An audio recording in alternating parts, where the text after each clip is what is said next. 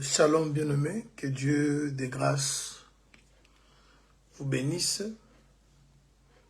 Nous rendons grâce à notre Dieu, lui qui a permis à ce que nous soyons encore au-devant de vous pour pouvoir partager sa parole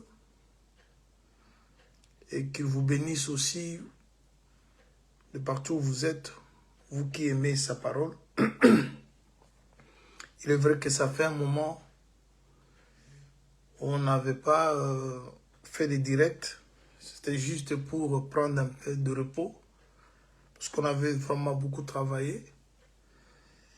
Ça a demandé un peu qu'on se repose. Alors on a eu quand même quelques temps de nous reposer. Et maintenant là, nous reprenons nos directs comme nous l'avons toujours fait. Et je pense que le Seigneur nous fera grâce à travers cet enseignement que nous allons commencer aujourd'hui. Nous allons parler sur quelque chose de très capital, sur le salut. Le salut dans ses trois dimensions. Je crois que le Seigneur nous fera grâce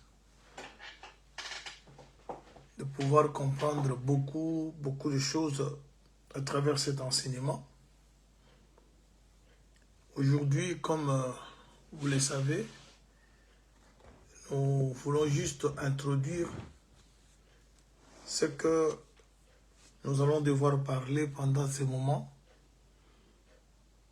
Parce que nous allons parler du salut, qui est très important. Mais nous allons rester dans les Écritures pour essayer un peu d'exploiter ce thème très important. Alors, nous aurons trois Écritures qui seront nos Écritures de base pour pouvoir essayer de parler un peu du salut dans ces trois dimensions. Nous n'allons pas vous retenir longtemps aujourd'hui. Nous voulons juste donner une idée ou une pensée, c'est-à-dire introduire ce que nous allons devoir partager avec vous par la grâce du Seigneur. Déjà, nous vous souhaitons tout le merveille du monde, parce que dans le salut, il y a tout.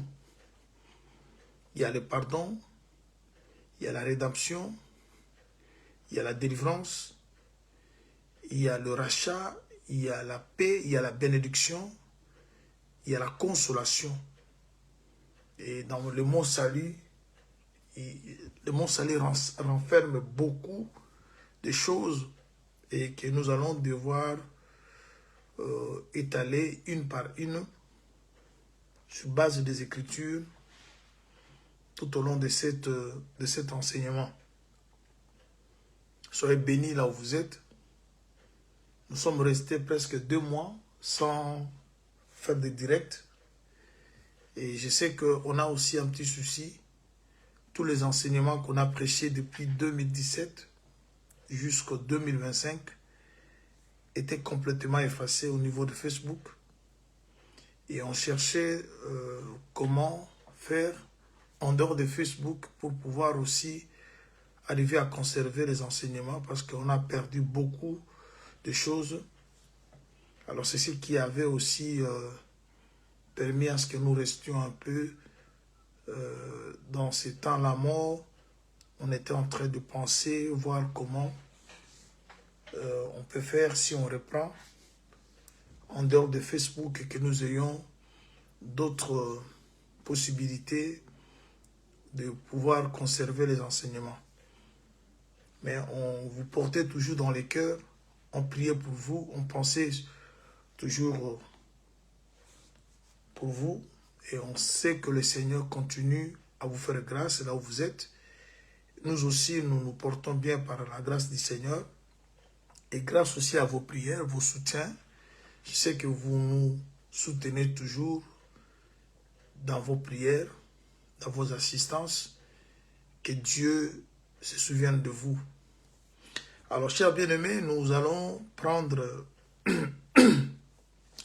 nos 3 écritures que nous allons devoir s'en servir avec pendant ces moments pour parler de ce thème concernant le salut. Et notre thème, c'est l'acquisition du salut. C'est ce qu'on va devoir expliquer. Mais j'aimerais d'abord prendre la première écriture. C'est dans le livre de 1 Thessaloniciens,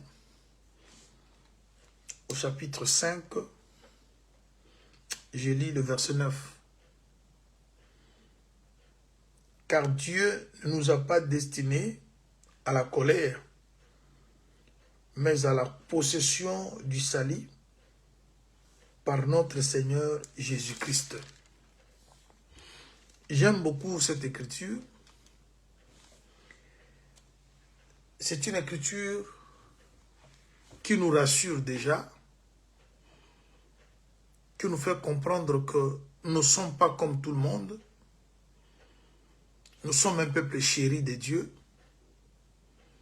Nous sommes un peuple à qui Dieu a accordé sa faveur. Un peuple qui n'est pas traité comme les autres peuples. Et d'ailleurs, la colère de Dieu n'est pas pour nous. Mais par contre, Dieu nous a appelés à l'acquisition ou à la possession du salut. Et c'est ça que je disais tantôt, que autour de ce mot salut, il se cache beaucoup de choses que nous allons devoir comprendre ou apprendre tout au long de cet enseignement. Soyez bénis de partout où vous êtes. Que le Seigneur vous bénisse, que cet enseignement apporte quelque chose dans votre vie, dans votre foyer, dans votre famille, dans tout ce que vous entreprenez. Alors, ici, c'est l'apôtre Paul qui parle. Il rappelle au peuple du Seigneur, il dit, notre Dieu ne nous a pas destinés à la colère, mais à la possession ou à l'acquisition du salut. Mais il ajoute, ce salut doit nous parvenir par le Seigneur Jésus-Christ. C'est-à-dire, nous aimons le salut. Comme je dis que le salut englobe beaucoup d'éléments. Dans le salut, on parle du pardon. Dans le salut, on parle de la rédemption. On parle de la délivrance. On parle de la paix. On parle de la guérison.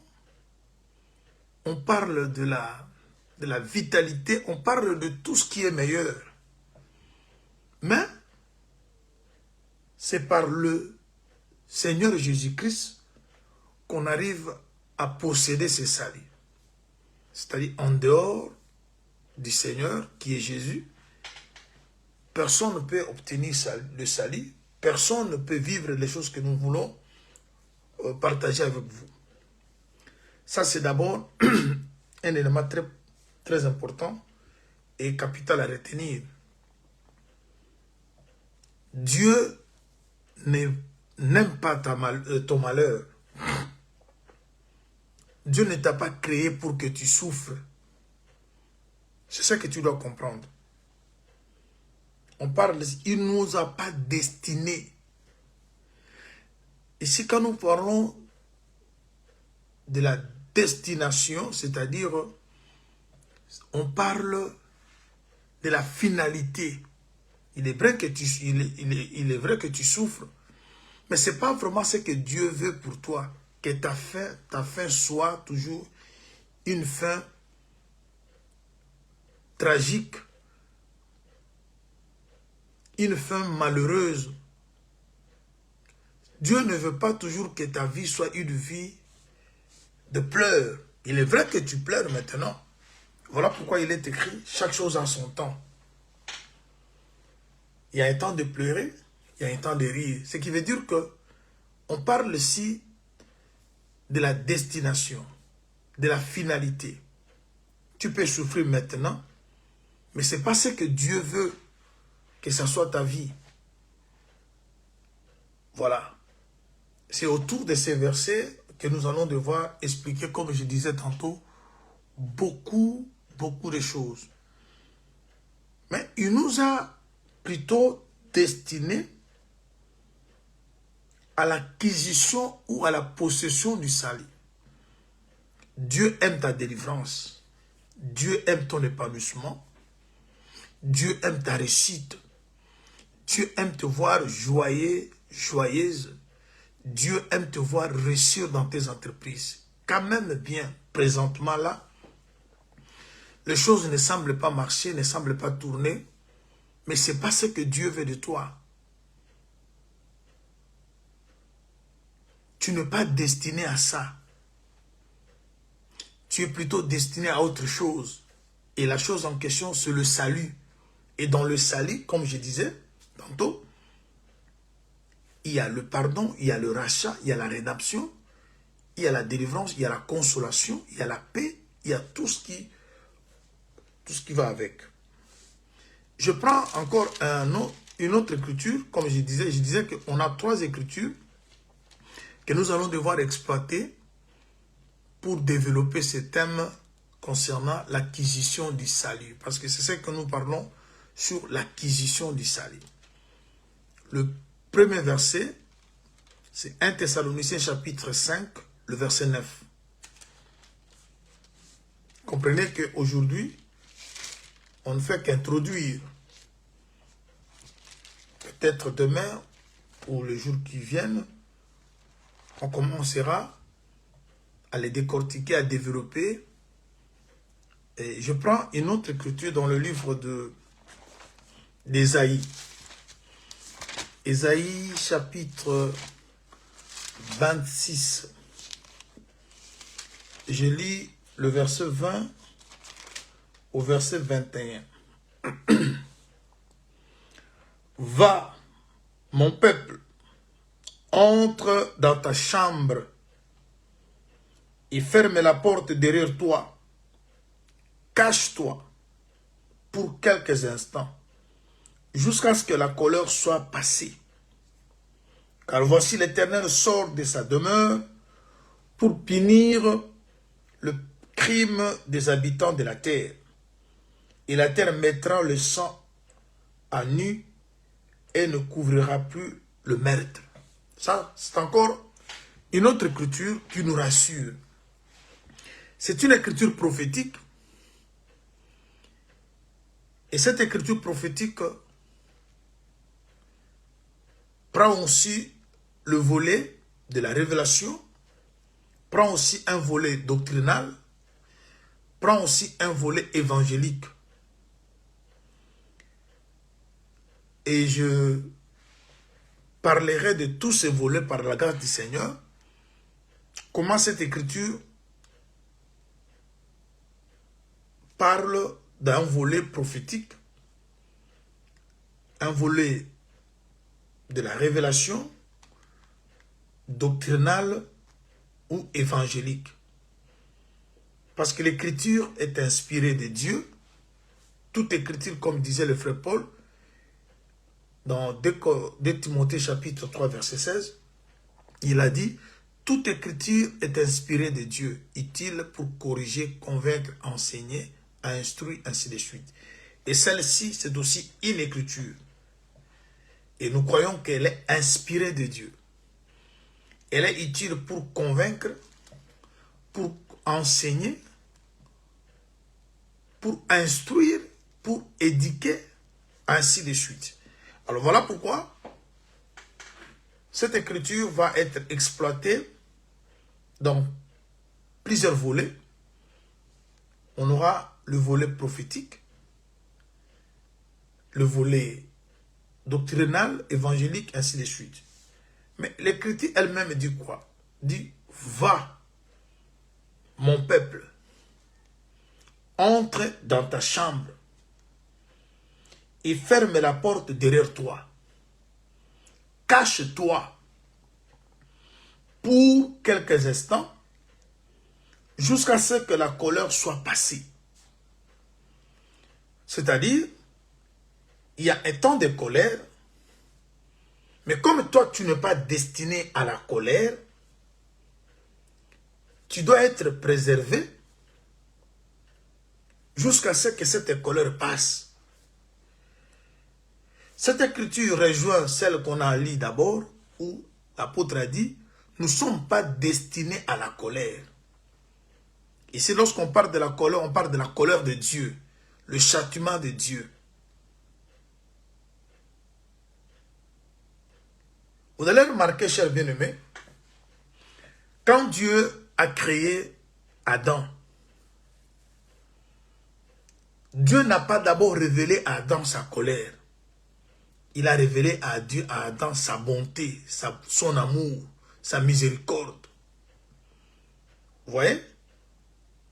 Parce que Adam, étant l'humanité, étant le fils de Dieu, n'était pas destiné à la colère, mais plutôt à l'acquisition du salut. D'abord, Dieu lui a démontré, ou lui a révélé sa bonté. La colère de Dieu est venue après. Et vous allez remarquer quand et comment la colère de Dieu s'est abattue sur Adam. Si les choses qui sont citées ici ou énumérées ici ne sont pas respectées, et on croise maintenant la colère de Dieu. D'abord on dit va. Quand on dit à quelqu'un d'aller, ou on te dit va, c'est-à-dire tu dois faire un mouvement. Quelqu'un qu'on lui dit va, c'est-à-dire on lui demande de faire un mouvement. On lui demande de se déplacer. Et pour que tu puisses aussi comprendre, écouter ce qu'on est en train de te dire, il faut que tu puisses avoir aussi des oreilles. La première chose à retenir, c'est qui va te faire épargner de la colère de Dieu. Tu dois te mettre en mouvement, tu dois bouger. On dit va, mon peuple. Entre dans ta chambre. Ça, c'est aussi une chose très importante. Il faut que tu puisses aussi avoir la chambre. Si tu n'en as pas, alors où est-ce que tu vas te cacher? On te dit, va, entre dans ta chambre. Oui, c'est bien. Tu peux avoir une chambre. Tout ça, nous allons expliquer. Comment aller, comment entrer dans la chambre. Et lorsqu'on entre dans la chambre, on dit, et ferme la porte derrière toi. On peut entrer sans fermer la porte. C'est très important. On entre et on ferme la porte. Avant d'entrer, on bouge. On ne reste pas là où on est, on avance. Il dit, va mon peuple, entre dans ta chambre et ferme la porte derrière toi. Ensuite, on dit, cache-toi pour quelques instants, jusqu'à ce que la colère soit passée. L'homme doit savoir se cacher. Mais vous allez remarquer que Adam a inversé les choses. Adam devait se cacher avant le péché, mais il s'est plutôt caché après le péché. On se cache avant que le péché puisse t'atteindre. Mais on ne se cache pas lorsqu'on a le péché. C'est très important. Ce qu'Adam devait faire, il devait d'abord bouger, entrer dans la chambre et fermer la porte derrière lui, se cacher pour que la colère ne puisse pas l'atteindre. Mais, vous savez, moi j'aime beaucoup, quand je parle de la parole du Seigneur, j'aime toujours retourner en Éden. Parce que tout ce que nous prêchons ont été déjà prêchés en Éden d'une manière ou d'une autre. Il faut simplement que le Seigneur te fasse grâce pour que tu voies un peu tout ce que nous voyons le prophète faire, prêcher, comment ces choses ont été déjà prêchées en Éden, la vie que l'humanité est en train d'exhiber aujourd'hui, cette vie a été déjà exhibée par Adam, parce qu'Adam, c'est l'humanité. Lorsque nous parlons Adam, c'est l'humanité, comprends que la vie d'Adam parle de la vie de tous les saints. Et la prédication qui peut amener quelqu'un au salut, cette prédication a été prêchée pour la première fois à cet homme-là, Adam. Alors, je reviendrai dans ça. Comme je disais, nous sommes en train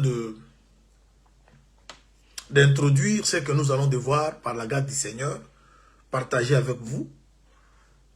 C'est le message que le Seigneur a voulu que nous puissions mettre au profit des saints que vous êtes. Il est vrai que nous sommes restés 2 mois sans faire de direct. Je l'ai dit tantôt, la première raison, on devait se reposer parce qu'on a prêché depuis 2017, on prêchait presque chaque jour, presque chaque semaine. Alors comprenez que ça demandait un petit repos, et beaucoup de services, et ça, c'était vraiment important qu'on se repose. Et merci, Dieu nous a donné encore la force de revenir. Et la deuxième raison, on était en train de penser comment trouver d'autres moyens pour conserver les enseignements. Parce que tout ce qu'on a prêché depuis 2017 jusqu'à 2025, parce qu'on prêchait sur Facebook, et on a perdu tous ces enseignements. Et je crois que c'est, même si on peut reprendre tout ce que les thèmes qu'on a prêchés, mais comprenez que on n'aura pas à reprendre, on ne saura pas tout reprendre. C'est-à-dire, chaque jour, le Seigneur déverse une onction particulière, mais nous allons vous présenter simplement des grandes lignes, mais beaucoup d'autres choses que le Seigneur a parlé à travers nous, tout au long de ces enseignements, on les a perdus. Alors voilà pourquoi nous pensons, nous avons eu le temps de penser comment faire.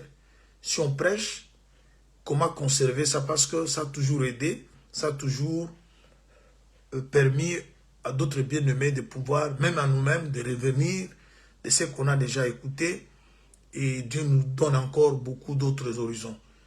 Alors on était en train de penser sur ça. Je crois que d'ici là, vous saurez, on va vous dire, parce qu'on cherche à mettre en place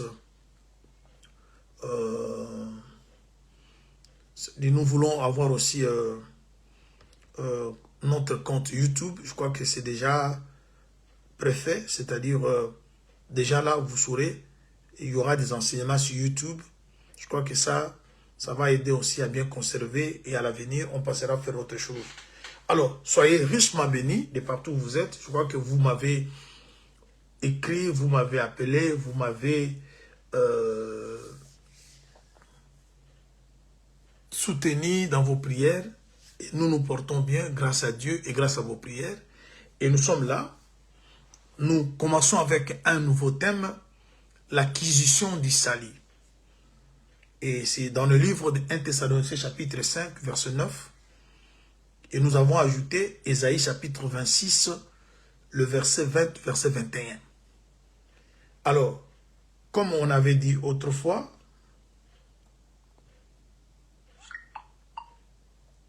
alors le salut,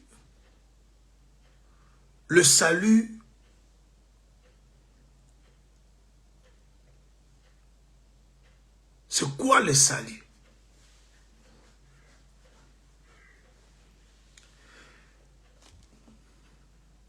Permettez que je finisse un peu ce que j'étais en train de parler par rapport à Ésaïe 26.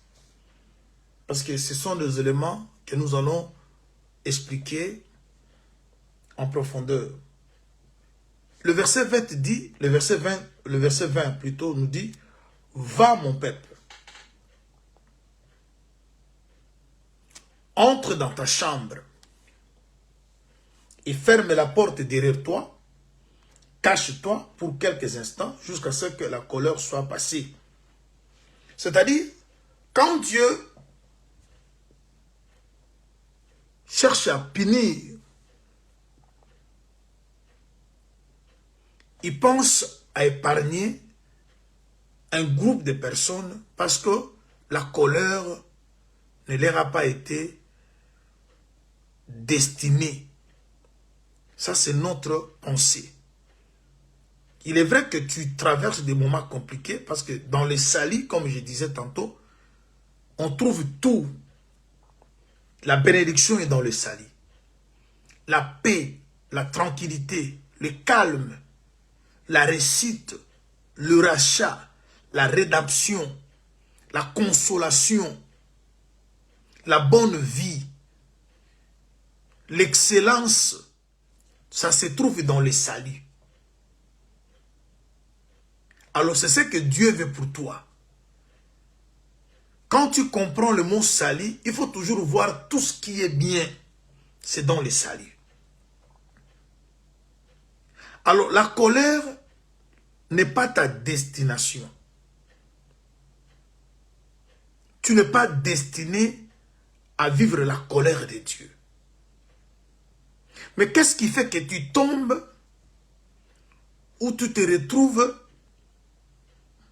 être châtié par Dieu et vivre la colère de Dieu? Et la chose, c'est ce que Ésaïe explique. Si on ne bouge pas, parce qu'on dit, va mon peuple, c'est-à-dire, le peuple de Dieu doit bouger. Lorsqu'on bouge, c'est-à-dire, on quitte, on part d'un endroit à un autre. Et l'endroit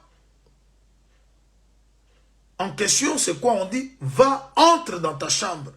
Tu ne vas pas aller n'importe où. Tu vas entrer dans ta chambre. Et quand tu entres dans la chambre, il faut penser aussi à fermer la porte. Et lorsque la porte est fermée, on te dit, cache-toi pour quelques instants.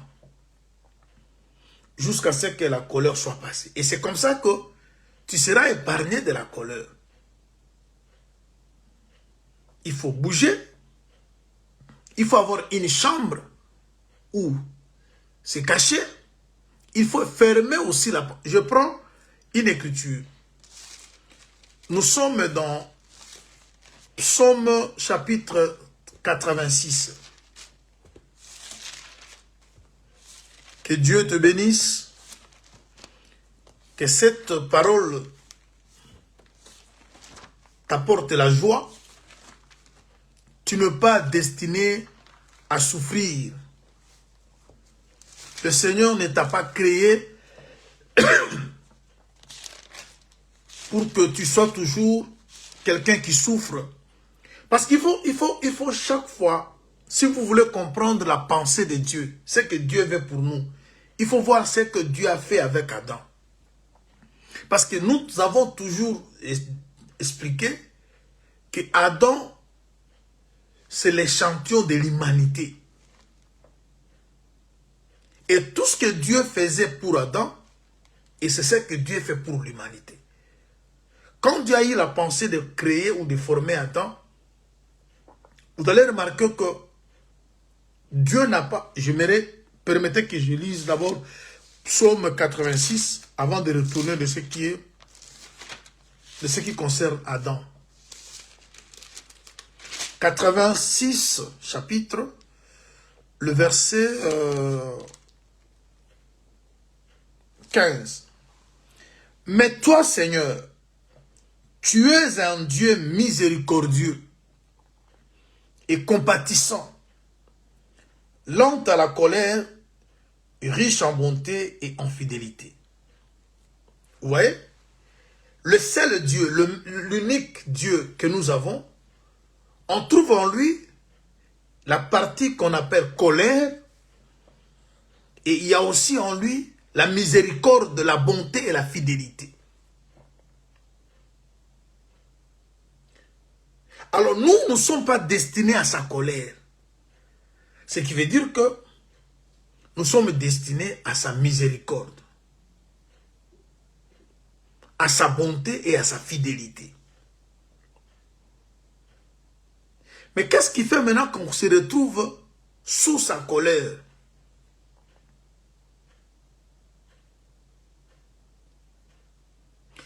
Alors, je disais que quand Dieu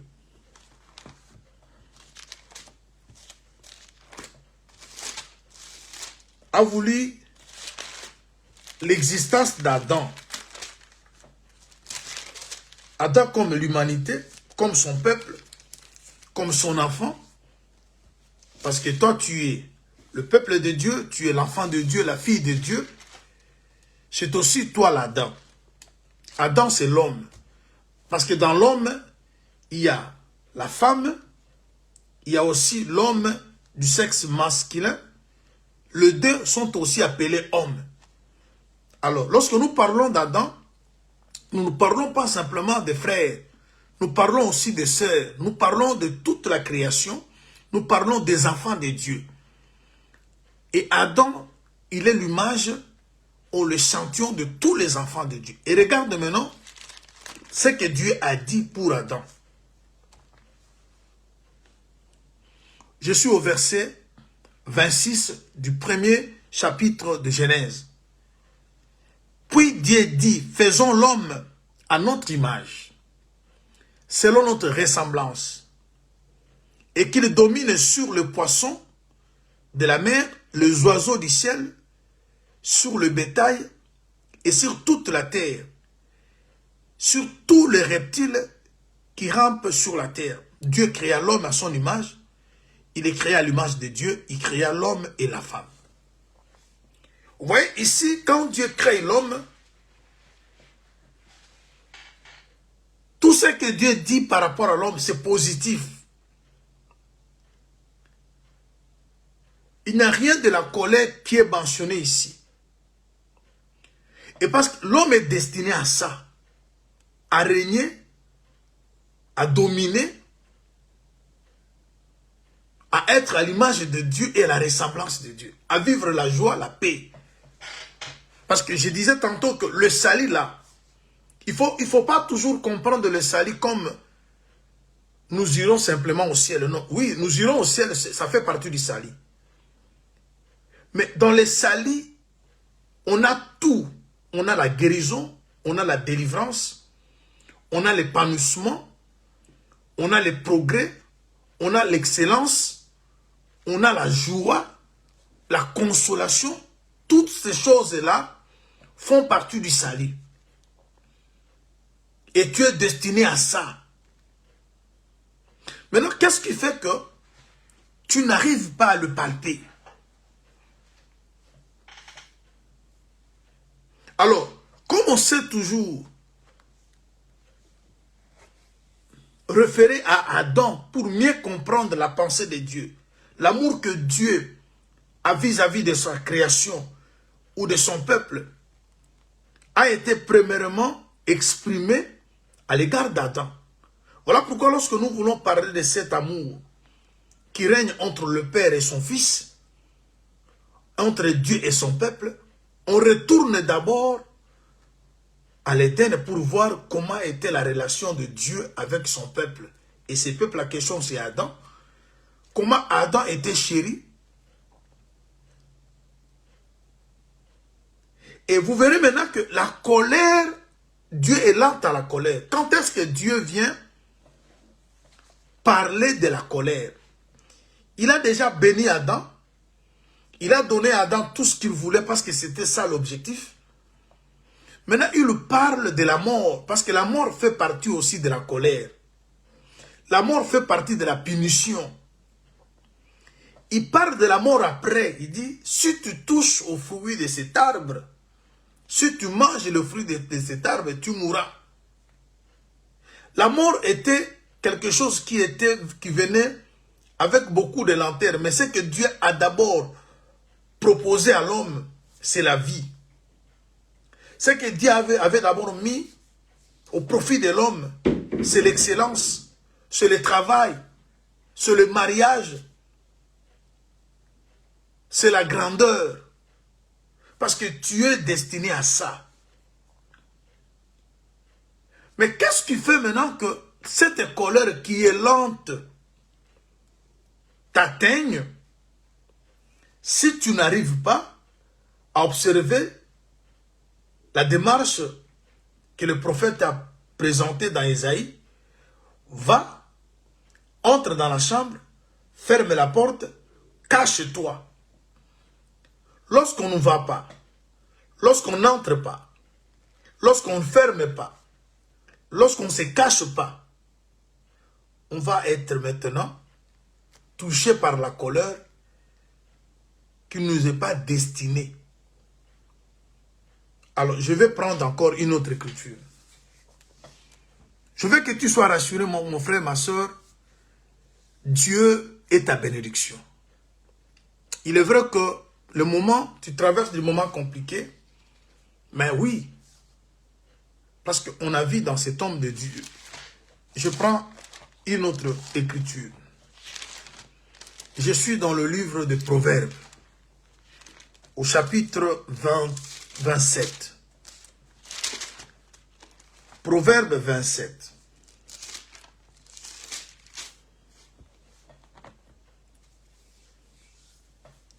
Je suis au verset 12. L'homme prudent voit le mal et se cache. Les simples avancent et sont punis. Qui est censé de respecter cette écriture? Le premier, c'est Adam. Adam a inversé les choses. Vous savez quand est-ce qu'Adam est parti se cacher? Lorsqu'il a mangé le fruit, il s'est venu, c'est ainsi qu'il va se cacher. Oh, il devait se cacher avant que le mal puisse l'atteindre. Voilà pourquoi, si Adam s'était caché avant le mal, que le mal puisse l'atteindre, il n'allait pas connaître tout ce qu'il a connu. Et maintenant, lorsqu'on a péché, on ne se cache pas. Il y a des gens, lorsqu'ils pêchent, ils font comme Adam. Parce que c'est ça que j'ai toujours dit. Adam, c'est l'échantillon de l'humanité. Tout le mouvement qu'a fait Adam, c'est ce que nous faisons aujourd'hui. En réalité, lorsqu'on pêche, un enfant de Dieu, lorsqu'il a péché, il ne doit pas aller loin de Dieu. Il doit par contre s'approcher de Dieu. Parce que il n'y a que le Seigneur Dieu qui... Je prends un témoin. Le frère Jean l'a bien parlé. Je suis dans 1 Jean. Il dit 1 Jean. 1 Jean.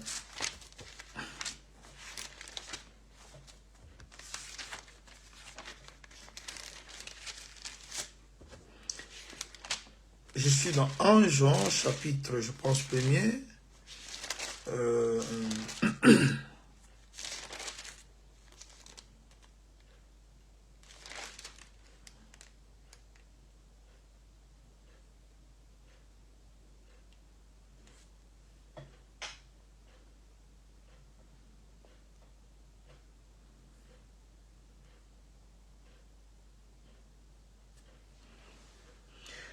Je suis dans 1 Jean, 1 Jean chapitre 2, verset 1er. Mes petits enfants, je vous écris ces choses afin que vous ne péchiez point. Mais si quelqu'un a péché, nous avons un avocat auprès du Père, Jésus-Christ le juste. Il est lui-même la victime expiatoire pour nos péchés, et non seulement pour le nôtre, mais aussi pour ceux du monde entier. Ouais. Avoir un avocat. Vous savez, chers bien-aimés, lorsque vous lisez la Bible, on dit que l'agneau était prédestiné avant la fondation du monde. La Bible ne dit pas que l'agneau était immolé. Mais l'agneau a été prédestiné. Ce qui veut dire que Dieu savait que l'enfant, Adam, l'homme Adam, serviteur Adam, mon fils Adam, l'humanité Adam, va tomber. Et Dieu avait déjà prévu l'avocat. Si Adam tombe, qui peut le relever?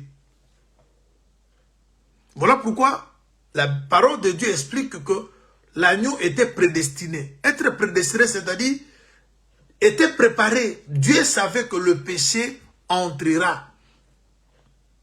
Voilà pourquoi l'apôtre Jean dit, je vous écris ces choses pour afin que vous ne péchiez point. Mais si vous avez péché, parce que la chair, elle est faible, elle est vendue au péché, alors voilà pourquoi l'agneau était prédestiné. Et vous allez même remarquer que l'homme a été formé après l'animal. Le fait que les animaux ont été formés avant l'homme, ça explique déjà cette écriture de la prédestination du sacrifice. Et lorsque maintenant Adam pêche, Dieu maintenant doit passer maintenant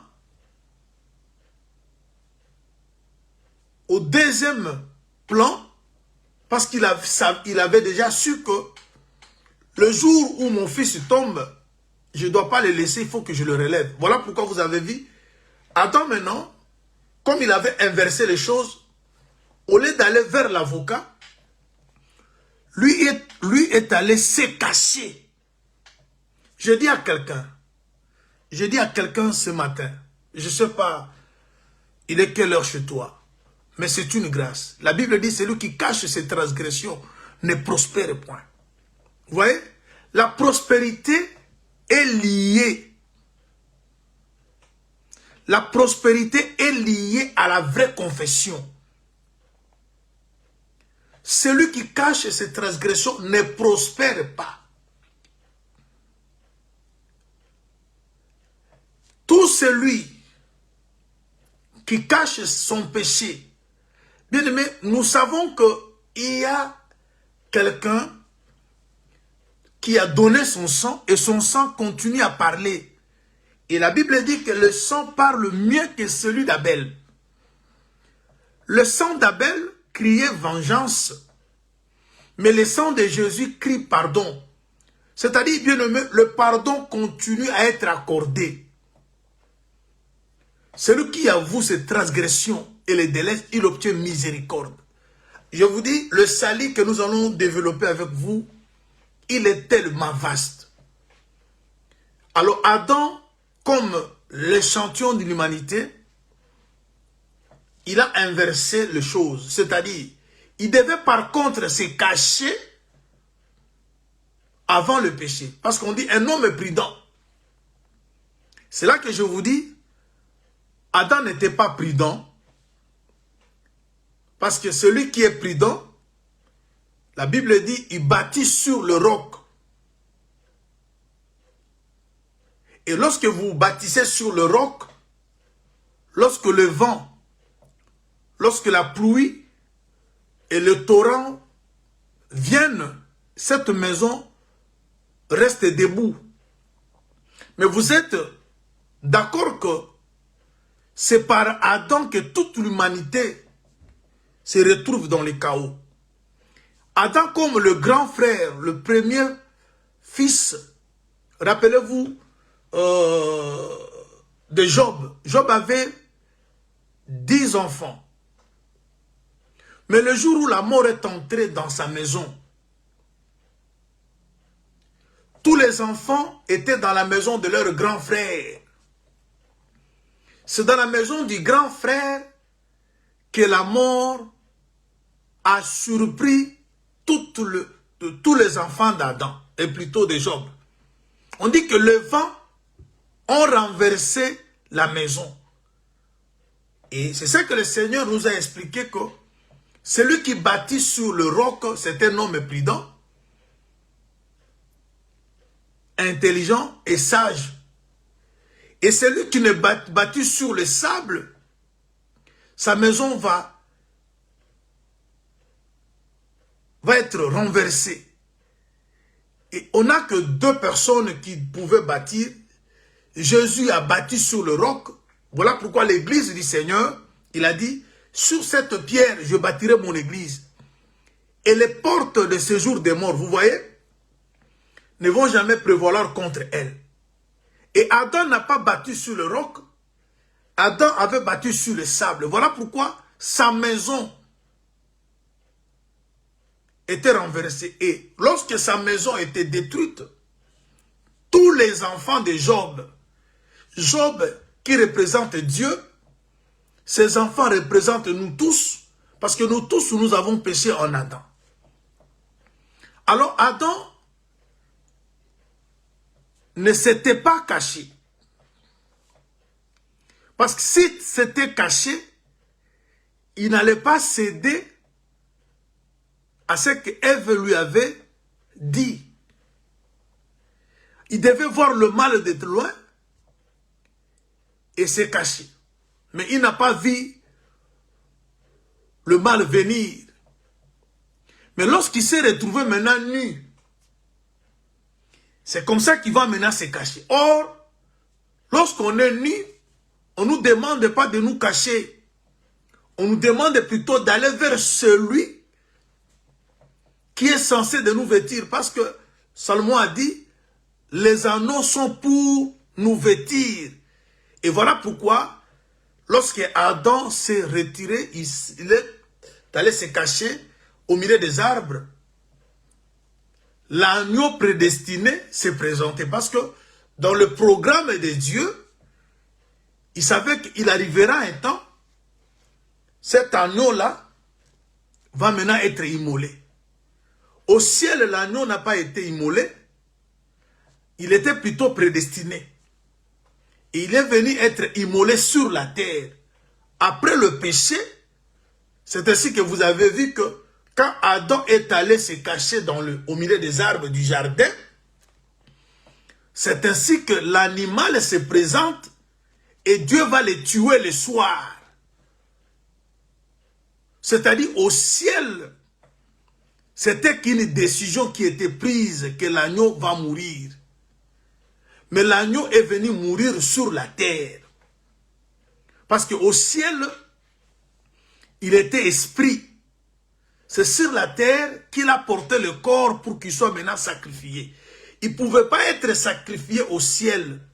Mais au ciel, il était destiné. Alors, ça c'était que une parenthèse pour nous amener à comprendre que le salut, c'est notre destination. On est destiné au salut, non à la colère. Maintenant, qu'est-ce qui se passe? Pour échapper à la colère, comme je disais, le verset d'Ésaïe 26, versets 20 et 21, c'est une écriture prophétique. Je vous promets que tout au long de cet enseignement, je veux l'expliquer en volet doctrinal, évangélique, prophétique même, et je parlais aussi de la révélation, cette même écriture. Mais aujourd'hui, je vous explique simplement. Alors, regarde, on peut se poser la question, la chambre. Vous allez vous rappeler que lorsque vous lisez 2 Rois chapitre 4, la femme de Sunem, cette femme, lorsqu'elle a reçu Élisée, elle a dit à son mari, cet homme, c'est un saint homme de Dieu. Et il sera important que nous puissions chercher à aménager une chambre haute dans notre maison et équiper cette chambre. Je crois que vous comprenez cette écriture. Et la maison était occupée. On parle qu'il y avait un lit, il y avait un siège, il y avait un chandelier. Et quand Jésus vient, parce que vous savez que Jésus n'est que l'accomplissement des prophètes. Il avait posé la question aux disciples. La question c'était celle de savoir qu'est-ce que les gens disent de moi. Chers bien-aimés, nous qui sommes prédicateurs par moment, il faut savoir écouter les échos. Nous faisons un travail. Il faut aussi écouter ce que le monde dit de ton message. Il faut vraiment chercher à savoir.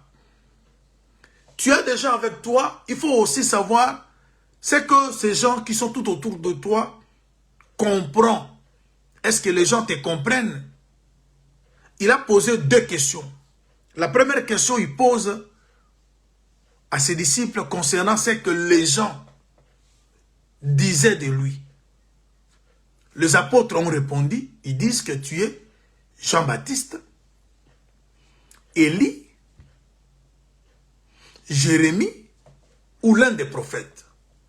Ah, oui, cette compréhension ou cette manière de voir des choses, c'est aussi soutenu par les Écritures. Parce que Jésus, en dehors d'être Dieu, il est aussi un prophète.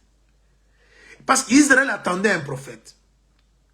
Il a été dit qu'il vous suscitera Dieu suscitera parmi vous, je crois Deutéronome 18, 15, un prophète, Moïse le disait, comme moi. Et ce prophète répondra à votre demande, la demande que vous avez faite autrefois à Horeb. Alors, ce n'était pas une mauvaise réponse. Mais ce n'était pas tout comme réponse. C'est là où, des fois, nous laissons dans des débats. Vous arrivez quelque part, les gens, il y a des débats. Les uns disent que non, Jésus c'est le Fils de Dieu. Les autres disent que Jésus c'est Dieu. En réalité, les 2 réponses sont bonnes. Mais ce qui manque simplement, c'est d'expliquer comment il est fils de Dieu et comment il est Dieu. Parce que Jésus lui-même affirmant aussi qu'il est fils de Dieu. Parce que les Écritures, on peut être convaincu par les Écritures. Si l'Écriture démontre que Jésus est fils de Dieu, on ne peut pas nier ça. Mais plutôt, il faut expliquer comment il est Dieu et à la fois aussi, il est Dieu, il est aussi fils de Dieu, il est tout ça. Alors, les gens qui voyaient Jésus de très loin, ils ont donné la réponse qu'il était tout ce que je venais de dire là. Jérémie, Élie, Jean-Baptiste ou un des prophètes. Déjà avec un des prophètes, vous comprenez que ça parlait de tous les prophètes, parce que c'est déjà un adjectif, hein, article indéfini. Mais Jésus pose maintenant la question à celui-ci. Alors vous qui êtes avec vous qui êtes là, que dites-vous que je suis? C'est là maintenant que cette réponse-là, ce n'était pas une réponse populaire. Parce qu'il y a des choses qui sont populaires, tout le monde peut dire, mais il y a aussi des choses qui ne peuvent être dites que par des personnes révélées. La première réponse, tous les apôtres ont répondu. Tu es Jean-Baptiste. Mais la deuxième réponse, c'est seul Pierre qui répond. Et Jésus va dire, ce n'est pas la chair et le sang qui t'ont révélé, mais c'est mon Père. On comprend que c'est Dieu qui révèle. Et vous pouvez être multitude. Dieu peut révéler une vérité à une seule personne ou à quelques personnes pour que les autres aussi puissent en bénéficier. Et c'est Pierre qui répond que tu es le Fils de Dieu. C'est aussi une autre révélation. C'est que tout le monde n'avait pas, mais Pierre l'a dit. Je suis arrivé ici, pourquoi? C'est simplement pour dire que par cette réponse,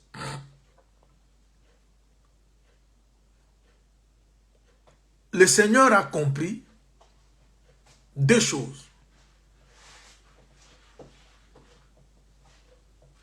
Il y a des gens qui me voient un prophète, mais il y a aussi ceux qui me voient comme un fils de Dieu. Alors il faut maintenant que ceux qui me voient comme prophète puissent encore avancer pour comprendre que je ne suis pas simplement prophète, mais je suis aussi fils de Dieu. Et pour aller encore plus loin, je ne suis pas seulement fils de Dieu, et je suis Dieu. Vous voyez que la révélation est progressive. Aujourd'hui, tu peux comprendre quelque chose. Demain, Dieu ajoute encore une dose. Après demain, Dieu ajoute encore une autre dose. Parce que Dieu, il est tellement mystérieux. On ne saura jamais, bien aimé, vous présenter Dieu dans toute sa totalité par une seule prédication. Lorsque Dieu appelle Paul, il révèle à Paul, mais il dit, je te révélerai encore d'autres choses. C'est-à-dire, ministre, tu peux être déjà ministre, tu enseignes. Mais c'est chaque jour que Dieu doit commencer à te révéler les choses que tu n'as jamais compris. Voilà pourquoi Paul disait à Timothée de continuer à lire pour faire, afin d'avancer dans ce qu'il avait comme mission. Alors, je retourne vite dans Luc. Avec deux rois, une chambre haute était réservée. Vous voyez déjà que la chambre est haute pour les saints hommes de Dieu. Et quand Jésus vient, dans Luc 22, avant de célébrer sa dernière Pâque, il va aussi ordonner à ses disciples, j'aimerais lire ça, parce qu'il y a des détails très importants à préciser là-dessus. lorsque nous allons commencer à évoluer avec cet enseignement, on y reviendra. Je suis dans Luc 22. Luc chapitre 22. Je commence au verset 7. Verset 7. Luc 22, 7. L'homme de Dieu dit ceci.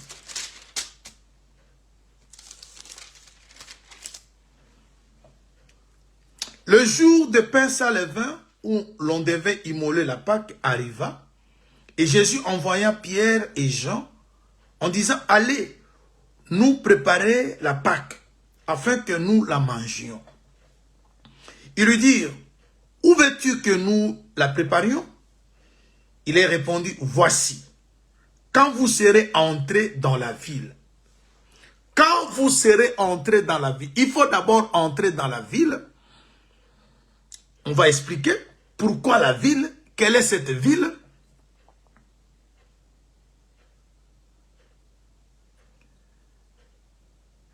Vous rencontrerez un homme portant une cruche d'eau.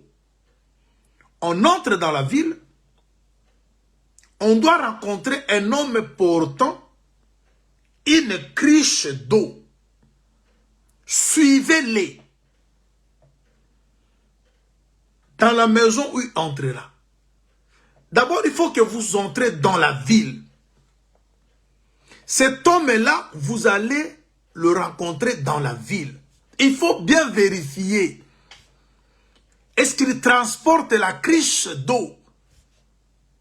Ne suivez pas tout le monde, suivez celui qui transporte une cruche d'eau ou dans la ville.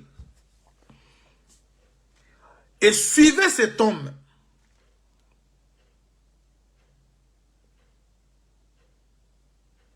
Dans la maison où il entrera. L'homme va entrer dans une maison. La maison est dans la ville. Il faut d'abord entrer dans la ville, rencontrer quelqu'un qui porte la cruche d'eau, suivez cet homme-là, ne lui demandez rien, suivez simplement. Lorsqu'il va entrer maintenant dans la maison,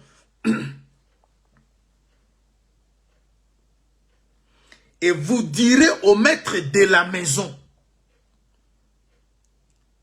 le maître était dit,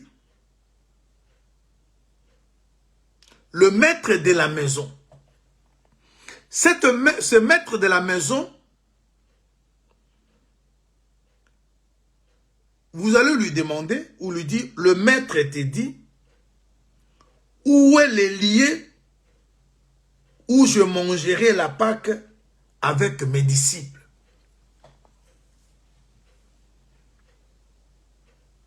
Pour que ce maître de la maison réponde à cette question avec précision, il doit savoir de quel maître il s'agit-il. Parce qu'il dit, vous leur direz, le maître était dit. C'est-à-dire, ce maître de cette maison était en connexion du maître qui cherchait à savoir où est-ce qu'il va passer sa Pâque avec ses disciples. Il dit, le maître te dit, où est le lieu où je mangerai la Pâque avec mes disciples? Il vous montrera une grande chambre autre meublée. C'est là que vous préparerez la Pâque. On va également expliquer tous ces mouvements. Ce maître de la maison va maintenant vous montrer la chambre dans la maison. Mais qui n'est pas une chambre basse, mais c'est une chambre haute, meublée en plus.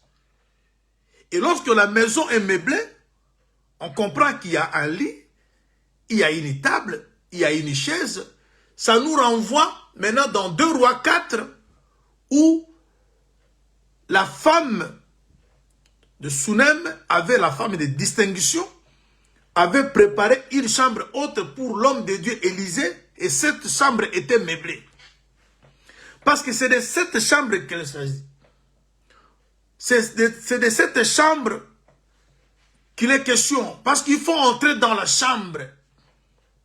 Pour fuir la colère, on doit entrer dans la chambre. Mais ce n'est pas n'importe quelle chambre. Vous allez même remarquer, quand les apôtres sont revenus dans Actes chapitre 1er, au verset 13, Jésus est mort, Jésus est ressuscité, Jésus est monté. Les apôtres étaient là, pris par la peur. Mais ils étaient partis se réfugier dans la chambre haute. Et c'est là-bas que le Seigneur les a rejoints par la puissance du Saint-Esprit que vous connaissez tous. Alors la chambre haute, c'est la chambre. Aujourd'hui, maintenant, quelqu'un peut demander où est-ce que nous allons trouver la chambre haute. C'est pour dire que ces chambres-là, commençant par celle de 2 Rois 4, celle de Luc 22 ou de Actes 1:13, ne voulaient que parler du ciel. C'est ce que l'apôtre Paul dit, si réellement vous êtes ressuscité, cherchez les choses d'en haut. J'aimerais lire ça, Colossiens chapitre 3, au verset 1er.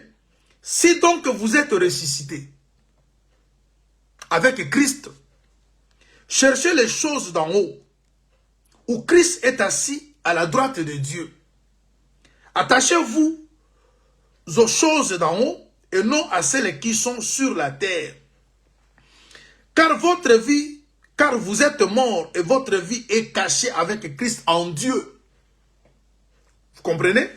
Parce que nous parlons d'être caché pour que la colère, parce que la colère, c'est aussi, lorsqu'on va expliquer la colère, c'est vaste.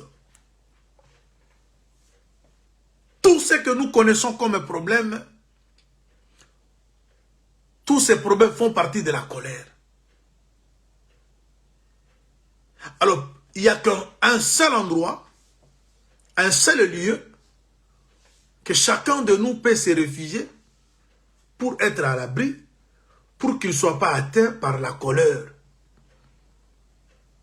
Alors, il faut qu'on entre dans la chambre, mais il faut faire un mouvement.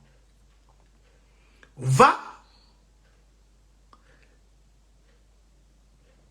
Vous savez ce que l'apôtre Paul dit dans Actes chapitre 17. Les gens, il a dit, Dieu a voulu que les gens les cherchent en tâtonnant, verset 27. Mais on peut savoir qu'on a Dieu, il dit, lorsqu'on a le mouvement, l'être et la vie. On doit bouger. Alors, comme je disais, aujourd'hui, je ne fais qu'introduire. Nous allons parler sur l'acquisition du salut. Et vous allez remarquer, dans notre marche, le salut a 3 étapes. Il y a le salut passé, il y a le salut présent, il y a le salut à venir. Tout ça, je vais l'expliquer. Le salut passé, c'est-à-dire quoi? Parce qu'au moment où nous parlons, la croix appartient au passé. Appartient au passé, c'est-à-dire quoi? Le message de la croix nous accompagne. Mais l'œuvre de la croix a eu lieu il y a cela 2000 ans passés. C'est le premier salut que nous avons reçu, c'est-à-dire avoir le pardon de nos péchés, être introduit dans la famille de Dieu. Mais ça ne suffit pas. Maintenant que vous êtes pardonné, il faut conserver ce salut-là. C'est ce que j'appelle le salut présent. Et il y a maintenant le salut à venir, comme l'apôtre Paul explique. Le salut est maintenant plus près de nous que lorsque nous avons cru. Vous voyez? C'est-à-dire, le salut, c'est tout un processus. Tu as cru, d'accord, mais tu dois conserver pour que cela t'amène maintenant à vivre le salut dans toute sa totalité. Et on va expliquer tout ça dans la marche. Alors, je vais dire ceci pour terminer. Dieu ne t'a pas appelé à la colère. Il t'a appelé à l'acquisition du salut. Dieu veut ton bonheur. Dieu veut ta réussite. Dieu veut ton succès. Dieu veut ton excellence. Dieu veut que tu sois bien. Que tes entreprises aillent bien.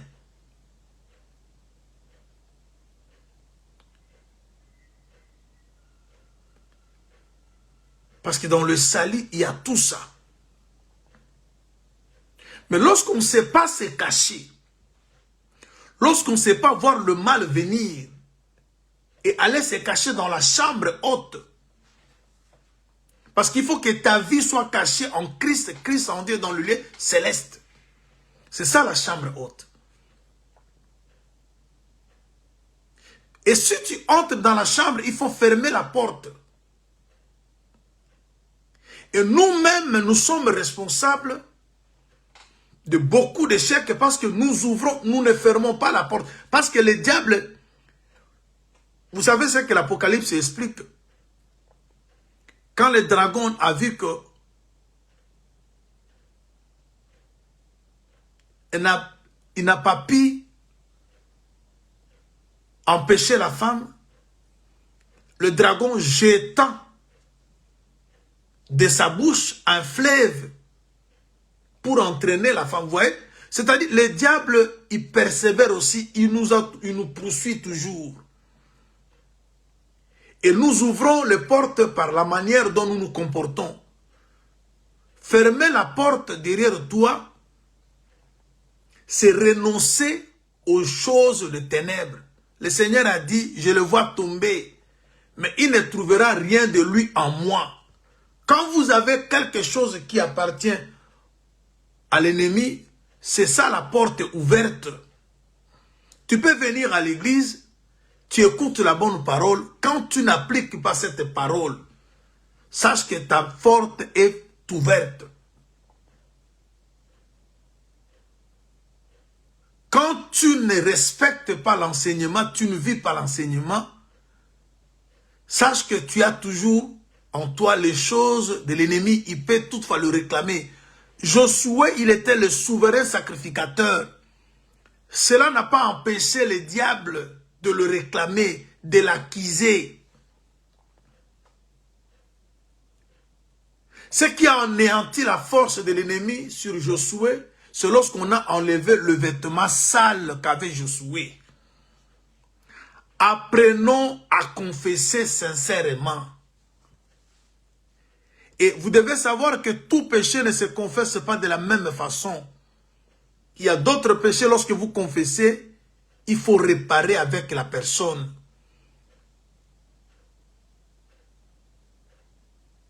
Celui qui cache ses transgressions ne prospère point. Mais celui qui les avoue et les délaisse, il obtient miséricorde. Alors, chers bien-aimés, ce n'est qu'une introduction. Nous allons passer des bons moments avec vous ces jours-ci. Et voilà le thème que nous allons aborder ces jours-ci, l'acquisition du salut. Retenez déjà que dans ces salus-là, on parlera de beaucoup de choses, mais une seule chose qui nous est demandée, c'est d'entrer dans la chambre, de fermer la porte et de se cacher. Un homme prudent voit le mal, il se cache. La prudence, c'est la sagesse. Savoir bâtir sur le roc pour qu'on ne tombe pas au piège de l'ennemi. Oui, tu vis un moment compliqué. Des fois, tu dis que le Dieu s'est fâché contre moi, mais sache qu'il est lent à la colère, riche à bonté. Dieu aime te voir joyeux.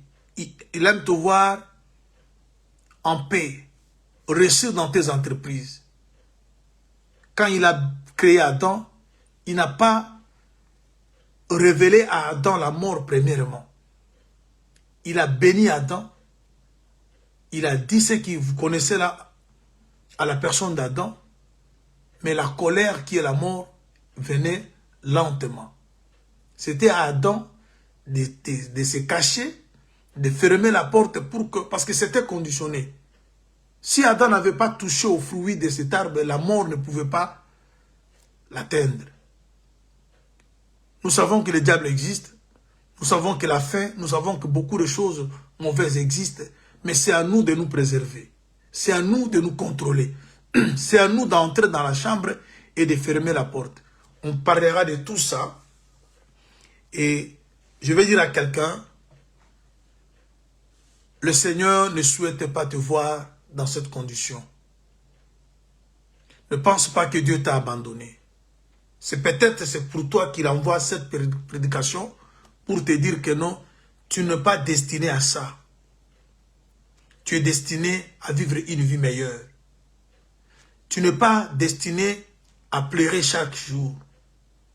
Voilà pourquoi le Seigneur veut t'apporter un remède pour que tu retrouves maintenant ton chemin, ta destinée, ce que le Seigneur veut que tu puisses vivre, et pour toi et pour ta famille. Et dans les salis, il y a tout ça. Il y a le mariage, il y a le travail, il y a la bénédiction. C'est ce que Dieu veut pour ta vie. Mais en une seule condition, que tu marches, que tu entres dans la chambre, que tu fermes la porte et que tu te caches jusqu'à ce que la colère va passer. Que Dieu te bénisse. On va se retrouver par la grâce du Seigneur prochainement pour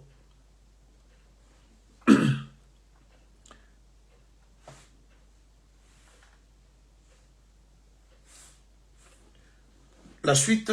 Aujourd'hui, c'était que l'introduction, comme je vous disais. Je vous souhaite